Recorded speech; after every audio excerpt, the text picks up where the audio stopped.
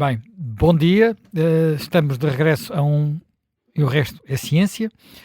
E hoje vamos falar de um tema que pode parecer um bocadinho fora de época, fora de tempo, que é porque é que nós no verão, porque é que nós, sobretudo no verão, temos em Portugal tanta disponibilidade de sardinhas, porque é que apreciamos tanto esse prato, porque é que a nossa indústria pesqueira também depende tanto, sobretudo os barcos mais pequenos, dependem tanto da sardinha, e isso tem a ver com a forma como o oceano funciona. E para percebermos a forma como o oceano funciona, vamos ter que começar por fazer uma pequena viagem até ao Polo Norte, até uma viagem realizada há mais de 100 anos, bastante mais de 100 anos, a norte da Sibéria, em mares praticamente sempre gelados, e que permitiu perceber melhor o funcionamento das correntes oceânicas, quer as superficiais, quer as que não são superficiais. Miguel, sou o José Manuel Fernandes, faço sempre este programa com o Miguel Miranda, geofísico, antigo presidente do IPMA. Miguel, vamos falar de um norueguês que tem uma vida, de resto, absolutamente fascinante. Eu nem me atrevo bem a dizer o nome completo dele, porque ele, Nansen, mas o primeiro nome é, não sei se vou dizer bem, Fridtjof, não sei se será exatamente este o nome, é uma figura, um herói nacional da Noruega, num tempo em que a Noruega começou por ser num tempo em que a Noruega ainda estava unida à Suécia, depois acaba até por ter um papel na separação dos dois reinos. Miguel, porquê é que esta grande aventura de Nansen é tão importante?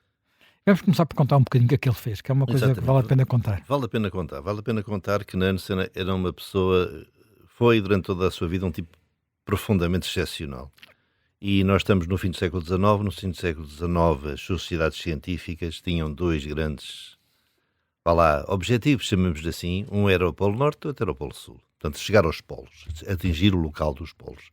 E no caso do Polo Norte, que é o que nos traz mais aqui, havia ainda uma questão básica, era se o Polo Norte estava em terra, ou seja, se o gelo que cobria a região polar estava sobre terra, ou se era apenas gelo flutuante no Oceano Ártico, como é. E na verdade, que é gelo flutuante foi descoberto por acaso. Existe uma antiga canhoneira que tinha sido comprada pelos Estados Unidos, é uma canhoneira inglesa, que era a Jeannette, que fica presa no gelo ártico, e que deriva de tal forma que vai parar depois, digamos, ao norte do Canadá e da Groenlândia, e aí... Isto passou-se há quase 150 anos. Quase 150 anos. E então, o Nansen, olhando para o percurso estimado para esta canhoneira, deduz que, então para chegarmos ao Polo Norte, nós temos que fazer o mesmo que a Jeannette fez. Temos que construir um navio capaz de suportar a pressão do gelo ártico, soldá-lo a uma placa de gelo flutuante e deixar que a corrente, que na opinião dele ia do norte da Sibéria até a Groenlândia, nos faça passar sem mais esforço pelo Polo Norte. E essa é a primeira grande aposta de Nansen. Ele era muito jovem nesta altura. Sim, ele é um biólogo. É um biólogo que depois se apaixona pela oceanografia, e antes disso já tinha feito uma viagem também extraordinária de cruzar a Groenlândia a pé. Exatamente. Portanto, quer dizer, em esqui, nem sequer com cães, nem sequer com uma viagem que até é difícil de imaginar como é que ele conseguiu fazer aquilo. Portanto, estás a ver, estamos numa altura isto é a altura dos grandes exploradores da Terra. Na altura em que não havia nem telemóvel, nem Starlink, nem Maps, e apenas com orientações astronómicas, no essencial, se tentava encontrar os dois pontos extremos da Terra. E existe uma frase do Shackleton, que foi o homem que tentou o Polo Sul, e que lhe é atribuída, e que é perguntar, mas por que raio é que ele queria, qual é que era o objetivo dele atingir o Polo Sul, que é o mesmo que o objetivo do Nansen de atingir o Polo Norte? Ele diz, nenhum objetivo. É porque ele está ali. É a mesma coisa se diz em relação ao Everest, à conquista do Everest. É porque ele está ali. E, portanto, o Nansen o primeiro objetivo dele é construir um navio. O navio que ele vai construir torna-se célebre, é o Fram, que quer dizer para a frente, ou forward em inglês, e o Frame Não é um quebra-gelos, não pelo é um contrário. quebra-gelo. É o contrário, é um navio bujudo, com um pouco calado, e que ele constrói para ser capaz de resistir à pressão lateral. Sim, mas a ideia é, é genial, é em muitos aspectos genial, porque não é apenas resistir, é quando o gelo se vai aproximando, vai soerguendo o navio, portanto ele fica pousado sobre o gelo, não é? Portanto, no fundo, em vez de ser esmagado, é empurrado para cima e depois quando o gelo derreter, vem outra vez para baixo sem se virar, não é? Portanto, é uma coisa parece muito simples, mas é um ovo de Colombo. Mas é um ovo de Colombo. Ele junta-se então aqui a um carpinteiro naval e a um marinheiro. Repara, hoje em dia não seria um engenheiro naval com doutoramento em navalidades e seria seguramente um comandante, um almirante da marinha. Mas não, ele juntou-se a um carpinteiro naval e a um marinheiro experiente nas zonas polares e ambos, os três, desenharam o Frame. Era um navio que tinha 11 metros de largura, portanto, não estamos a falar de um navio enorme e que era razoavelmente bujudo e, portanto, ele vai idealizar então a experiência entre 1893 e 96, levando o navio para a Nova Sibéria, digamos, para a ilha de Nova Sibéria, que era no norte da Sibéria. Não é? No norte da Sibéria, no Ártico Oriental, congela, digamos, deixa de congelo. Espera pela estação fria, para ele ficar congelado, e, portanto, vai com ele derivar, dizendo assim: neste momento, para atingirmos o polo, só precisamos de duas coisas: tempo, paciência, alimentação e vestuário. E, na verdade, não precisava de mais nada além disso, mas... Quer dizer, precisava também que aquilo funcionasse dessa maneira. Que funcionasse, porque, na verdade, o que vai acontecer é que ele não vai exatamente ao polo, ele fica ainda a uma distância do polo, acaba por sair do Frame e tentar chegar mais perto... Tornosiqueis, não é? Que é a única Samoyedes são aqueles cães siberianos brancos. Bem, sabes mais que eu, porque eu já tive um Samoyed. Tu és um grande especialista de cães e eu já não. Tive um Samoyed, infelizmente não. Chamei-lhe Gorby, vi lá tudo por causa do Gorbachev. Devia ter sido Nansen, na altura não sabia. Não sabia, exatamente. E portanto, o que é interessante é que ele, quando está a ser arrastado pela corrente, naturalmente, ele faz a primeira grande observação que dá origem a um conhecimento muito importante que emociona muitas das zonas costeiras do mundo. É que ele repara que o gelo não se move exatamente na direção do vento. Ele move-se para a direita do vento, fazendo um ângulo que eu penso que é de 20 e poucos graus, e com uma velocidade que é inferior à velocidade do vento. 2%, tipicamente. Portanto, um vento de 100 km, estamos a falar de ventos muito fortes, não é? No Ártico. Um vento de 100 km por hora dá 2 km por hora de velocidade de corrente, e era a velocidade a que o Frame se estava a deslocar quando estava preso no vento. E mais importante que isso, ele percebe que essa rotação, essa deslocação para a direita era devida à força de Coriolis. Explica lá melhor o que é a força de Coriolis, que é uma coisa, é muito importante, mas que... É tão importante que neste momento... que a gente infelizmente vê na televisão tantos mísseis, uns dos quais balísticos e outros não, todos eles são afetados pela força de Coriolis. E todos eles têm que ter em conta a força de Coriolis. A Terra está sempre a andar à volta, a andar à roda. E as pessoas, como nós estamos solidários com a Terra, nem sequer temos ideia da velocidade de rotação, mas é muito grande. É muito grande. E é maior, quer dizer, é maior no Equador e menor nos polos. E, portanto, para quem está no polo, como chamo na cadeira do Pai Natal, está razoavelmente sossegado, apenas roda sobre si próprio, mas quem está no Equador faz 40 mil km por ano. Desculpem, por dia. Por dia. Se dividirem, veem que é uma velocidade estonteante. Quando nós temos um objeto na Terra, um dos efeitos desse objeto é que ele sofre alguma força centrífuga. E é por isso que a gravidade no Equador é mais pequena que a gravidade do polo. E a gravidade aumenta à medida que a latitude diminui. Mas a velocidade também é afetada, e a velocidade é afetada de tal forma de que um corpo que se desloca com uma certa velocidade no hemisfério norte vai sentir uma deflexão para a direita e no hemisfério sul para a esquerda. E essa deflexão é suficientemente importante para que, por exemplo, que é uma ideia que as pessoas não têm, um rio faz mais erosão do lado, se desloca, por exemplo, para o ocidente, faz mais erosão na margem norte e na margem sul. Isso está completamente, pode ser verificado por qualquer pessoa. Aliás, até existe depois um teorema mais complexo que mostra que até a água dos rios está ligeiramente inclinada, exatamente devido à força de Coriolis. E existe um aluno do Nansen, que é o Sr. Ekman, que se tornou depois, tornou-se o maior oceanógrafo do tempo dele, que começa a tentar estabelecer a matemática e a física desta... Mas antes de ir, já agora deixa só contar dois aspectos importantes dessa viagem, porque ele, como tu disseste, não percebe que o Fram não vai chegar ao Polo Norte, então vai tentar chegar a pé, como tu disseste. E depois o que é extraordinário é que ele, portanto, sai do barco com os trenós e só acompanhado só por um companheiro, não é? Portanto, tentam viajar para norte, ou seja, chegam ao sítio mais a norte que alguém tinha chegado na altura, que é a latitude de 86,13, portanto 86 graus, portanto só menos de 4 graus dos 90 graus do Polo Norte. Depois percebe que não vai chegar e volta para baixo.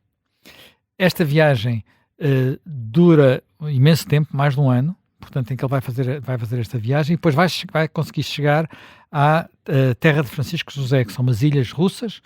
Aliás, é curioso porque são dos territórios imperiais russos, são os únicos que ficam com o nome de um imperador, neste caso um imperador prussiano, Francisco José, e ao chegar a essa terra encontra um explorador britânico. E o explorador britânico, quando o encontra, pergunta-lhe se ele é um Nansen, parecido com aquela outra história que se passou mais ou menos na mesma altura, mas no meio da África, Mr. Livingstone, I suppose, portanto aquela famosa frase quando perto das cataratas de Vitória se encontram dois exploradores britânicos também que estavam a viajar por África.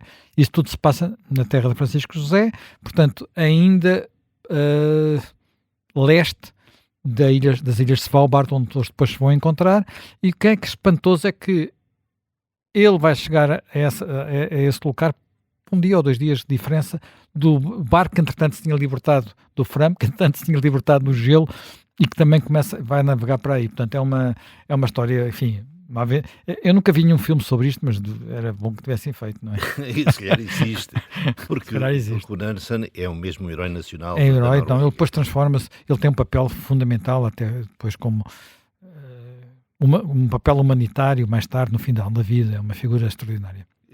Eu devo dizer que eu vim de Cabo Verde há pouco tempo e concluí uma coisa que para mim, infelizmente, foi novidade, é que toda a gente conhece no Sul o passaporte Nansen. Eu desconhecia o passaporte. Eu também não sabia o que é. O passaporte Nansen foi o primeiro documento emitido pela Liga das Nações e que era dado a todos os apátridas ou a todos aqueles que eram imigrantes, digamos, por razões de guerras, não é? E o passaporte de Nansen chegou a ser reconhecida por cerca de mais de 50 nações antes de ser formada as Nações Unidas. E ele tem um papel determinante na defesa dos apátridas, que eles não tinham país, não é? Porque é uma situação que isso é muito evidente no pós-guerra, no pós-Primeira Guerra Mundial. Muito evidente no pós-Guerra Mundial. Há muito, e em particular dos imigrantes que saíram depois da Revolução de Outubro de 1917 na União Soviética, na criação da União Soviética, e essa massa enorme de imigrantes não tem documentos, não tem papéis, não é nada, e ele idealiza um passaporte que recebeu o seu nome, que é o passaporte Nansen, mas que ainda hoje é conhecido de todos os países onde há uma grande imigração e que onde houve uma grande imigração durante o século XX. Mas vamos lá agora ao Ekman. O Ekman é um homem que agarra nesta observação, digamos, naturalista do Nansen e tenta estabelecer, então, como é que varia a corrente sob a ação do vento. E descobre que não só na camada superficial da água há realmente a tal rotação, cerca de 20 e poucos graus em relação à direção do vento, como a camada superficial da água, ao arrastar a camada que está por baixo dela, dá uma nova rotação, que por sua vez, ao arrastar a camada que está por baixo dela, dá uma nova rotação e que na verdade significa que a velocidade faz uma espécie de uma espiral. É a chamada espiral de Ekman. Quando se faz a matemática deste processo, isso significa qual é que é o transporte real de água do mar, na primeira centena de metros do oceano, chega-se à conclusão que esse transporte faz 90 graus para a direita da direção do vento. É esse transporte que leva a que, ao afastar da Terra num país como o nosso, em que o vento dominante é de norte, ao afastar para oeste a camada superficial, faz vir à superfície a camada mais profunda e, portanto, mais fria, que é aquilo que se chama Mas não é só mais fria. É mais fria e tem mais nutrientes. Tem mais nutrientes. Que é o chamado afloramento costeiro, em inglês, upwelling, é um nome que muita gente conhece, e é esse afloramento costeiro que vai alimentar os pelágicos, e em particular a sardinha, e a vai tornar tão populosa e tão importante em Portugal. Pois, isso é uma coisa verdadeiramente fascinante, porque no fundo temos, é como, isto também tem a ver com o facto de como a água do mar se move, cria uma espécie de vácuo, não é? Portanto, um vazio e esse vazio é preenchido por água que vem de baixo. Portanto, para as pessoas perceberem como é que essas coisas... É porque existe uma questão que as pessoas às vezes têm mais dificuldade em perceber. A temperatura da água do mar é essencialmente um efeito dinâmico, não é um efeito térmico. Quer dizer, não tem a ver com o sol. Os modelos que se utilizam para calcular a temperatura da água do mar essencialmente só contam com a física, com a corrente, com as equações de Navier-Stokes. Na verdade, não utilizam as variações da temperatura do Sol. O Sol apenas teve efeito na pele do mar, no chamado efeito de pele, e nas praias, não é? Que é aquele sítio que já mesmo assim, nós sabemos que a mesma digamos, mesma latitude, nós podemos ter temperaturas do mar muito diferentes, e às vezes com a temperatura do solo também há pouca relação. Aliás, se as pessoas quiserem ter noção disso, há uma praia em Portugal que eu digo às pessoas para não irem, porque está sempre o sol faz sempre muito calor e a água está muito fria, que são as praias da Rábida. Estão aqui as praias da Rábida, é uma zona que, como está virada a sul, o sol bate e enconcha, aquece muito o ar, mas a água do mar não é a água do Algarve, portanto é a água ainda do Atlântico, aqui tudo é Atlântico, mas é uma água da face ocidental do Atlântico. Sabes que eu não sou grande especialista de praias, muito pelo contrário. Mas é interessante pensarmos nesta questão do upwelling, porque isto são duas aplicações seguidas do problema do efeito de Coriolis. Mas agora vamos ter que interromper já vamos explicar melhor o upwelling, o efeito de Coriolis e as sardinhas na segunda parte de E o Resto é História.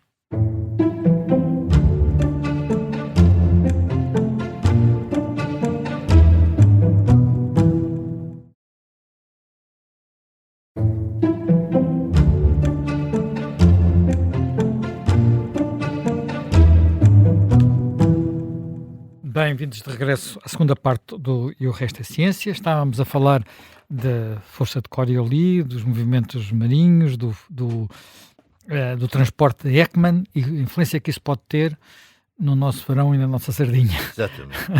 Eu estava a tentar chamar a atenção do seguinte aspecto que é interessante, que é, porque é que nós temos este vento ao fim da tarde no verão? Que já agora, eu que não sou um homem da praia, diria que é a única coisa que ainda refresca qualquer coisa no fim do dia. Antes que o Zé Manel fique zangado comigo. Não fico. Eu gosto bastante desse vento que sopra do mar para a terra. Exatamente. O vento, à partida, devia soprar do mar para a terra. E ele existe porque a meseta ibérica é um semideserto que está muito quente e muito mais quente durante o dia do que o mar. Só que o vento, que devia soprar do mar para a terra, ou seja, de oeste para este, na verdade também sofre o efeito da força de Coriolis e, portanto, desvia-se para a sua direita. E ao desviar-se para a sua direita, ele acaba por ser um vento do noroeste. Praticamente nortada na costa portuguesa toda. E depois, a corrente que induz no oceano ainda tem um novo desvio para a direita e por isso é que ela é de terra para fora. Na verdade, a corrente é ao contrário daquilo que devia ter sido o vento. Não sei se isto tem algum sentido. O que é interessante... E nós falámos um pouco desse andar de norte para sul da corrente quando falámos da areia das praias. Exatamente. E o que é que se passa aqui? O que se passa aqui é que os pelágicos, ou seja, os peixes que vivem na coluna d'água e que, portanto, são muito sensíveis às variações de temperatura e às variações de alimento, não é? De plâncton, tornam-se muito mais pervasivos quando têm estas condições. A sardinha precisa de uma temperatura que anda entre os 14 e 15 graus, em particular para o seu ciclo reprodutivo. Não é boa temperatura para ir à praia. Não é boa para ir à praia, mas é boa para arranjar sardinha. Essa é a vossa contradição. E, portanto, eu como sou mais da parte do restaurante, percebo a sardinha, para mim está bom num dia fresquinho. E a sardinha é um problema em Portugal, se ela aparece, se ela desaparece, é um problema que é científico, político, cultural, o que se entender. É preciso ver que o primeiro trabalho científico do homem que começou a biologia marinha em Portugal, que foi o Alfredo Magalhães Ramalho, em 1925. Foi diretor do... Foi o fundador. O verdadeiro fundador é o Alfredo. E depois foi diretor do Aquário Vasta Gama. Vasta Gama, porque era tudo a mesma unidade, não é? O Alfredo Magalhães Ramalho, em 1925, já faz um trabalho sobre a sardinha e o problema da sardinha. Porque as variações do manancial de sardinha têm um enorme impacto, não tanto na economia da pesca, como no lazer dos seus consumidores. E quando ele vai para a Noruega, de onde era o Nansen, e vai aprender em Bergen como é que se faz investigação marinha a sério, porque o Dom Carlos era um naturalista, mas não era um investigador. Uhum. E o Alfredo é que é o primeiro grande investigador. Ele era doutorado em medicina. Ele vem da fisiologia que ele chega à pesca. E, portanto, ele vai, em particular, aprender como é que se faz um navio oceanográfico. O primeiro navio oceanográfico português é o Albacora, não é o Dona Amélia. E o Albacora é que realmente já está desenhado para fazer observações oceanográficas. E o Albacora, que não era, neste caso, não era um Albacora submarino, era um Albacora submarino. Era um Albacora que se mantinha à superfície, com garbo. E, portanto, a pesca da sardinha tornou-se tem uma tal importância que ela, na verdade, é gerida com muito cuidado por Portugal e por Espanha. A pesca da sardinha representa que parte digamos, da economia da pesca portuguesa, neste momento?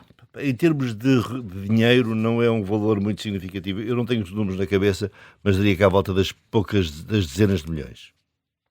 30 ou 40 milhões, uma coisa parecida com isso, da minha memória.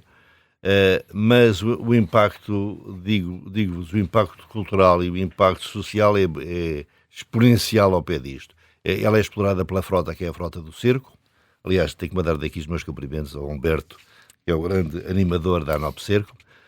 E durante os anos 2017, 2018, 2019, vivemos talvez um nível mais baixo do manancial de sardinha na costa portuguesa. E isso porquê? Porque de repente pescamos demais ou porque de repente esse fenómeno digamos, de upwelling, de trazer os nutrientes à superfície estava afetado? Na verdade, todas as hipóteses foram postas em cima da mesa. A verdade é que diminuiu, não há nenhuma dúvida. Eu diria que houve um período importante de sobrepesca, pelas piores razões, ou seja, não foi pela ganância, mas foi por erros dos modelos de previsão. Erros científicos. Erros científicos, que conduziram a uma taxa de exploração demasiadamente elevada, e que depois foram corrigidos, obviamente, e havia sempre a ideia, mas será que é a mudança do clima que está a gerar o aquecimento do oceano? Na verdade, aparentemente, pelo menos em parte, a espécie é capaz de se adaptar, afastando-se um pouco mais da costa e um pouco mais para o fundo. Nós temos sardinha pai até aos cerca de 100 metros de profundidade do oceano, portanto é uma pesca muito costeira. A sardinha portanto, é uma pesca que se faz na nossa plataforma continental, não é? Se faz na plataforma continental, perto da costa. Perto da costa. As embarcações são embarcações pequenas, não são aquelas grandes embarcações, aqueles navios. Eu já sei mais que uma vez a pesca da sardinha. Então pronto, então sabes bem o que é. O cerco é uma técnica que se baseia muito no facto da sardinha criar cardumes, cardumar, como eles dizem, o que faz que um cardume pode ter uma quantidade realmente muito grande de peixes. É importante, é uma pesca que é controlada, ou seja, existem valores que estão estabelecidos todos os anos, e mais do que isso, existe uma altura do ano em que a pesca não é feita, existe um período de não pesca, que vai agora terminar, é o defeso, de maio, é o defeso, e que é o período da qual a sardinha se reproduz. Mas afinal, nós comemos sardinhas com que idade? Alguém já se perguntou isso? Porque não são tão novinhas como pensamos, não é? Não são tão novas como pensamos, nem tão velhas como, porque as muito velhas também não são muito interessantes do ponto de vista gastronómico. A sardinha a sardinha tipicamente, 2, 3 anos é uma sardinha que que é interessante do ponto de vista alimentar. Quer dizer, enfim, ela gordinha fica mais no fim do verão, não é? Precisamente da idade. Independentemente da idade, porque tem a ver com o ciclo reprodutivo. Exatamente. Para o ciclo reprodutivo é preciso primeiro engordar para depois pôr ovos. Exatamente. Toda a parte do defeso e toda a parte mesmo nos períodos piores das chamadas zonas onde a pesca é proibida, tem a ver essencialmente com a existência de regiões onde há o essencial da reprodução da espécie. Normalmente é na zona norte de Vila de Conde, se bem que ela depois torna-se sempre mais volumosa nas zonas que fazem interface com os rios, porque na verdade existem mais produtos orgânicos que são colocados no Portanto, oceano. o que vem, no fundo, o que os rios trazem... Trazem mais o que eles depois induzem da evolução do plâncton, porque a sardinha é um peixe que vive não só da filtração do material, digamos, orgânico que existe no oceano, do plâncton, mas como também de predação. Ela chega a comer os próprios ovos, atenção, e os próprios alevins mais pequenos. E, portanto, nesse sentido, existe, tanto do ponto de vista do setor da pesca, como do ponto de vista dos gestores da pesca, que é a DGRM, apoiada pelo IPMA, existe sempre esta tendência de manter a prazo a certificação, e aliás foi um dos grandes sucessos da ANOPSERCO, daí os meus cumprimentos, foi terem obtido a certificação MSC de sustentabilidade ambiental. Mas é um tema sempre muito difícil porque nós temos comunidades, enfim, alguns portos de pesca que dependem, não direi totalmente, mas muito da sardinha. Dependem muito da sardinha e dos indonésios, mas isso são dois assuntos diferentes que não vamos agora tentar misturar. Indonésios agora, não é? Agora, desde há uns anos. Desde há uns anos, porque antes era, por exemplo, comunidades como aquela perto da Póvoa de Varzim, que fica Caxinas. Onde está um grande ex-jogador de futebol, que também é um grande pescador. Sim, ele tem um dos melhores barcos, não é? Exatamente, mais modernos. E, portanto, esta questão, digamos, da sardinha é em si um bom alimento, e que é outra coisa interessante. Ao longo do verão, quando ela vai engordando, ela vai ganhando também ômega 3 e ácidos gordos, que são importantes para a saúde, e acaba por ser um produto alimentar que é tradicional, faz parte da chamada dieta mediterrânica também, e é um produto que é muito apreciado pelos consumidores. Mas que quantidade de sardinha se pode encontrar num destes... Não se pode falar de bancos, não é? Mas nestas zonas onde há... Não, é nos cardumes. Ele não está parado, é nos cardumes. Bem, primeiro vamos dizer, como é que as pessoas sabem que a sardinha está em bom estado, que é um problema? Bem, isto é feito de uma forma interessantíssima, que é, em Portugal é obrigatório que o pescado que é coletado no mar seja entregue na lota. Portanto, Portugal tem um sistema que é centralizado, que para os cientistas é muito interessante, porque significa que é possível fazer amostras representativas. Portanto, os jovens ou as menos jovens vão às lotas, escolhem de uma forma aleatória um conjunto de sardinhas e depois vão ver as idades que elas têm. Ora, como é que é possível saber a idade de uma sardinha? Exatamente, isso é curioso. Isso é uma coisa explica lá. Super interessante e que tem a ver com uma coisa muito engraçada. Todos os peixes ósseos dormem. Dormem dentro d'água e não se afogam. Exatamente, dormem dentro d'água. E a sardinha é um desses casos em que ela sobe no oceano, normalmente durante o fim da noite e princípio da manhã, na madrugada, por isso é que a pesca é feita de madrugada. Exatamente, as vezes que eu fui à pesca de sardinha foi sempre de madrugada. Que é para apanhar cá em cima e depois ela desce. E cada ciclo... Eu por acaso joguei que era para não verem o barco e as redes, mas agora estou a perceber. Pensávamos que era para fugir à fiscalização. Era para fugir à fiscalização dos cardumes. E portanto, o que se passa é que este ciclo circadiano fica gravado nos otólitos da sardinha. Os otólitos os otólitos são umas pedrinhas, chamemos assim, que existem dentro do ouvido interno da sardinha. Existem 3, mas um deles é mais volumoso que os restantes e é mais utilizado para este fim, e que cada ciclo circadiano tem uma pequena resquinha.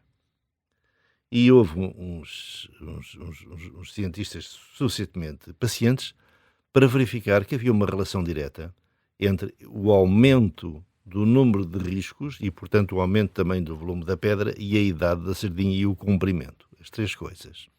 E, portanto, o que se faz em cada campanha é que analisam os autólitos, alguns totalmente, ou seja, contam-se o número de dias desde que a sardinha nasceu, vê-se... Sim, mas dão-se riscos super finos. Super finos, é feito em microscópio, obviamente. Medem com muito cuidado a sua massa e como há uma relação aparentemente muito boa, aquilo que se chama um proxy, entre a massa do autólito e a idade da sardinha, já se consegue saber, ok, então este ano a sardinha de 11 centímetros tem 1 ano, a de 14 tem 2, e a sardinha pode ter até 7 anos nas amostras. Até pode ter um pouco mais à escala, digamos, da plataforma continental, mas nas amostras tipicamente até 7 anos. E, portanto, as sardinhas que são requeridas são todas catalogadas e depois vai-se ver a relação entre as coortes, entre as gerações de sardinha. Porque existe uma coisa nas sardinhas que é igual às pessoas do país. Quando é que nós dizemos que uma população está numa má situação? Quando tens muitos velhos e não tens praticamente crianças. Ou quando, por exemplo, tens uma zona, uma altura da faixa etária que falta, por exemplo, porque houve uma guerra, porque houve uma epidemia. E terá sido isso que aconteceu em 2017, 2018? Em 2018 chegou-se a ter uma situação em que a pirâmide etária das sardinhas tinha claramente 2 modos, quer dizer, havia uma parte que faltava. Portanto, a parte, digamos, a coorte reprodutiva... 2, 3, 4 anos faltava. Portanto, quer dizer, e é aquela que em princípio será... a mais capacidade reprodutora. E, portanto... Depois, o que se fez nessa altura foi, então, definir juntamente com a pesca quais é que eram os locais em que ia ser mesmo interdita completamente a pesca, porque, para tentar facilitar e promover a reprodução, e depois fez uma pesca muitíssimo controlada, que permitiu recuperar o manancial, e, portanto, todos os receios que havia, que estávamos numa espécie de um point of no return, que nunca mais teríamos sardinha porque a água estava demasiadamente quente. Quer dizer, já agora só para dar uma nota, quer dizer, quando nós gerimos com cuidado, conseguimos recuperar digamos, no fundo, a matéria viva, não é? Isso também aconteceu de alguma forma com o bacalhau, que é outro, mas aí não é nas nossas costas, mas é noutros sítios. Porque há uma segunda confusão, que, aliás, eu tenho uma colega minha do IPMA, uma investigadora, que sempre chamou a atenção que existe uma diferença entre a explorabilidade, ou seja, um recurso pode deixar de ser explorável, mas não quer dizer que seja extinto. Uma coisa é a extinção de uma espécie. Outra coisa é a extinção, é o fim da explorabilidade. Da capacidade dela, no fundo, o seu interesse económico, o seu interesse para a nossa alimentação. Exatamente, e portanto a sardinha não teve nenhuma situação de extinção, teve uma situação perto de não ser economicamente rentável. E tu que te interessas por essas coisas, é também interessante saber que a sardinha, o preço da sardinha é praticamente elástico do ponto de vista da teoria económica. Quando há menos sardinha, o preço é mais alto, e quando há mais sardinha, o preço é mais baixo. Porquê? Porque a procura em Portugal é quase infinita, não é?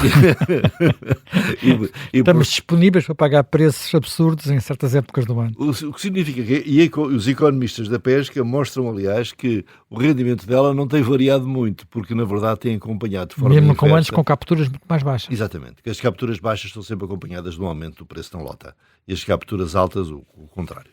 E onde é que se gera sempre o grande problema do ponto de vista económico e social? É na conserva, porque a conserva, para ser rentável, precisa de um preço muito baixo na lota.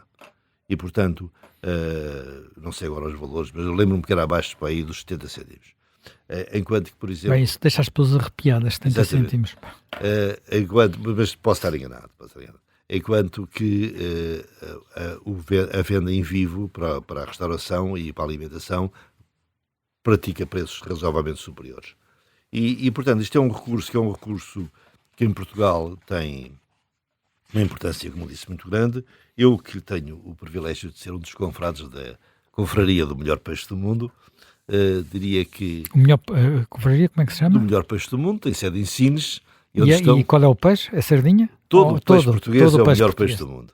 E isso, por vezes, é uma ideia que nós temos completamente baseada em experiência. Ou seja, na comparação já agora estamos a falar disso, uma das coisas que muitas vezes se ouve dizer é que o bom peixe tem que ter águas frias. Tu confirmas? Uma coisa eu posso confirmar é que quem faz aquacultura near shore, ou seja, perto da costa, ou aquacultura em terra, ganha muito na qualidade do pescado quando coloca tempos suficientes em águas frias e agitadas. Porque o peixe tem que muscular e tem que ganhar tonos para ser realmente agradável ao palato. Como sabes, o gosto é um dos sentimentos que é demasiadamente, desculpa, nos sentidos, que é um bocadinho sobrevalorizado, porque ele é bastante pouco completo e vive muito também do tato do céu da boca, vive da textura e vive do cheiro, não é? E, portanto, o peixe muito fresco, o cheiro a mar, o ar salgado, tudo isso faz parte da nossa Claro. percepção sensorial, que é muito mais do que propriamente aqueles 4 sentimentos básicos que o gosto nos permite dar do ponto de vista estritamente fisiológico. Bem, mas voltando ainda à sardinha, apesar de ter, digamos, não ter tanto valor económico como nós às vezes imaginamos, no que diz respeito à Península Ibérica, nós ficamos com a parte de Leão. Historicamente existe uma separação, penso eu, 65%, 35% entre Portugal e Espanha, mas também digo que a sardinha é muito mais apreciada em Portugal que em Espanha. E já agora o contrário se passa, por exemplo, com o carapau, que é um peixe que é igualmente muito interessante do ponto de vista gastronómico e do ponto de vista nutricional e que em Portugal é bastante desvalorizado. Ou a Desculpa cavala. lá, o carapau pequenino é bastante apreciado. É, mas nós temos sempre carapau à espanhola, molho à espanhola e dizemos sardinha. É verdade, sardinha é verdade, é portuguesa. verdade. Bem, vamos voltar à questão da ligação que isto tem com o nosso princípio. O que é que nós ainda podemos, digamos, aprender sobre estes movimentos das correntes marítimas no que respeita a, digamos, não só à produção de peixe, como ao nosso dia-a-dia? É assim, nós ainda fazemos uma avaliação da situação dos diferentes peixes com valor comercial de uma forma que ainda é um bocadinho primitiva. Porque nós fazemos uma avaliação que é muito estatística, tem a ver com a herança e com a informação que existe. E, na verdade, o mundo de hoje está a haver uma grande evolução para se começar a ver o sistema de uma forma mais multiespécie, com todas as espécies e as suas interações. Por exemplo, quando houve a grande crise da sardinha, uma das questões que estava sempre a ser levantada na mesa era se isto não era um efeito negativo da proteção aos mamíferos marinhos e em particular e aos grandes Portanto, aos predadores, mamíferos marinhos, estamos a falar das baleias, dos golfinhos, e em princípio das orcas. da sua capacidade de se Sim, alimentar. as orcas, um dia destes temos também a falar desse fenómeno das orcas na costa portuguesa. Exatamente. E da família, a tal família das orcas. E porque é que alguns problemas são familiares. E do ponto de vista da multiespécie, só neste momento é que estamos ainda numa fase que, em vez de ser licença por licença, passa a ser mais englobar mais afirmações. Mas a verdade do que está a passar aqui é que estamos ainda muito crus para isso. Nós falamos muito do gêmeo digital do oceano, mas estamos ainda muito longe de conseguir fazer um gêmeo que seja físico, químico e biológico. E mesmo assim, por exemplo, quando recuperamos espécies, há coisas que eu imagino que sejam difíceis de recuperar. Alguma vez será possível, por exemplo, recuperar a pesca do atum no Algarve? Bem, a pesca do atum no Algarve não. O que existe, como sabes, é a engorda do atum no Algarve, daqueles poucos exemplares que nós temos a capacidade de recuperar na cota portuguesa estabelecida pelo ICAT. Mas a verdade é que o oceano está em muitas regiões em grande recuperação e que há muito para fazer isso. É interessante saber que o navio que mais apoio dá aos países do Sul no Atlântico para exatamente tentarem fazer o mesmo, que há muitos países do Sul que têm situações de completo desaparecimento da capacidade pesqueira, também se chama Nansen e que também se chama de homenagem ao grande, eu diria, nem posso dizer oceanógrafo nem explorador, é o grande. É uma figura extraordinária. Eu aconselho as pessoas que tentem perceber mais quem é este Nansen, porque é daqueles gigantes, podemos dizer assim, aqueles gigantes digamos, da exploração, da ciência, das relações internacionais, do lado também humanitário, porque ela fez campanhas por causa da fome durante a Guerra Civil Russa. E pensar que nós, pelo menos, quando instalámos e fizemos o navio Mário Ruivo, que aliás foi também com financiamento norueguês, na sala onde se preparam as campanhas, está lá a fotografia do Nansen, que foi o norueguês que o governo da Noruega definiu como sendo aquele mais representativo para a importância que a Noruega ainda tem, tal como Portugal, no mar. Bem, terminamos mais um E o Resto é Ciência. Estamos de regresso com um novo tema dentro de uma semana.